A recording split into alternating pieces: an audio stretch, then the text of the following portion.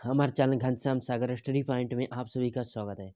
देखिए, BA third semester political science है छात्रों। देखिए, मोस्ट इम्पोर्टेंट आंसर है छात्रों, जनजातीय और अनुसूचित क्षेत्रों में लोकतांत्रिक विकेंद्रीकरण। देखिए छात्रों, ये क्या है? जनजातीय और अनुसूचित क्षेत्रों में लोकतांत्रिक विकेंद्रीकरण।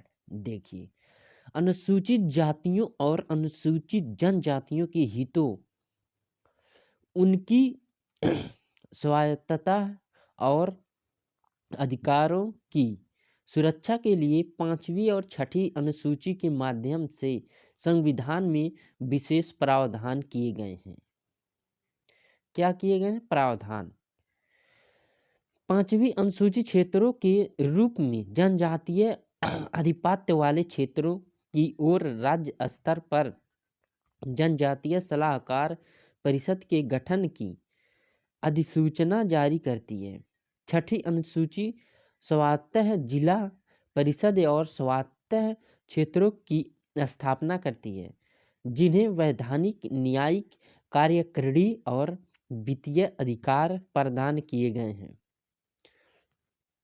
जनजातीय और अनुसूचित क्षेत्रों में पंचायती राज संस्थाओं की तरह संरचनाएं बनाने के लिए विस्तृत विवरण तैयार करने के लिए भारत सरकार ने दिलीप सिंह भूरिया की अध्यक्षता में एक समिति का गठन किया। छात्रों, क्या किया?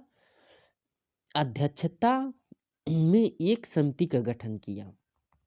समिति ने निम्नलिखित मुख्य सिफारिशें की।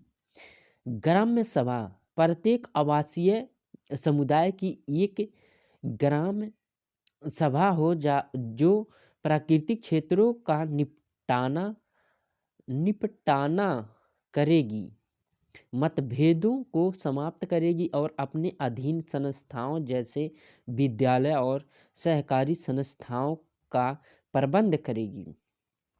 क्या छात्रों? समाप्त करेगी और अपने अधीन संस्थाओं जैसे विद्यालय, जैसे स्कूल है, विद्यालय है, और सहकारी संस्थाओं को का प्रबंध करेगी, मतलब व्यवस्था करेगी। ग्राम पंचायत, प्रत्येक ग्राम सभा के प्रतिनिधियों की चुनी गई संस्था निचले स्तर पर अनिर्णित मतभेदों के लिए अपीलीय प्राधिकरण के रूप में भी कार्य करेगी। क्या छात्रों? प्राधिकरण के रूप में भी कार्य करेगी। खंड तालुक के स्तर की संस्थाएं, यह समिति द्वारा प्रस्तावित अगली उच्च स्तरीय संस्था है। इसके अतिरिक्त समिति ने जिला स्तर पर स्वायत्त जिला परिषद की चुनी हुई संस्था का भी सुझाव दिया है, जिसे 6ठी अनुसूची के अंतर्गत शामिल जनजातीय क्षेत्रों के लिए वैधानिक, कार्यकारी और न्यायिक अधिकार प्राप्त होंगे। छात्रों, भूरिया समिति ने 3 स्तरीय अधिकारों और कार्यों की विस्तृत सिफारिश भी की है। समिति ने सामान्य संदर्भ में भी सुझाव दिया है कि अनुसूचित क्षेत्रों और जनजातीय क्षेत्रों को बढ़ती ऋणग्रस्तता, भूमि हस्तांतरण, वन कटाई,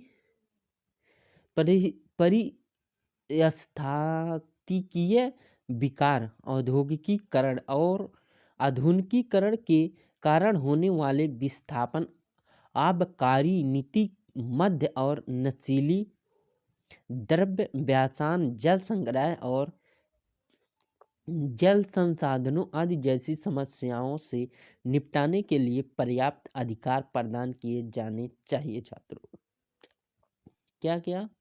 देखिए, नीति, मध्य और नशीले द्रव्य व्यासान, जल संग्रह और जल संसाधनों आदि जैसी समस्याओं से निपटने के लिए पर्याप्त अधिकार प्रदान किए जाने चाहिए। अधिकार भुरिया समिति की सिफारिशों के अनुसार 24 दिसंबर 1996 को एक अधिनियम पारित किया गया जिसमें पंचायतों से संबंधित संविधान के भाग में स्थित प्रावधानों को अनुसूचित क्षेत्रों तक बढ़ाया गया। छात्रों, स्थानीय सरकार शासन के विकेंद्रीकृत स्वरूप के संचालन की एक पद्धति है।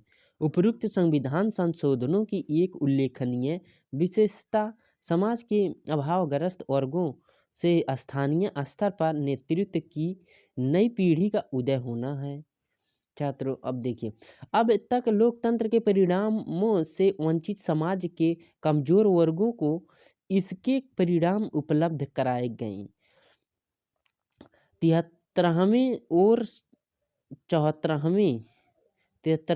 74वें संविधान संशोधन अधिनियमों ने ग्रामीण और शहरी क्षेत्रों में स्थानीय सरकारों को लोकतांत्रिक बनाया और स्थानीय स्तर पर अस्थायी लोकतंत्र की स्थापना की। Thank you students.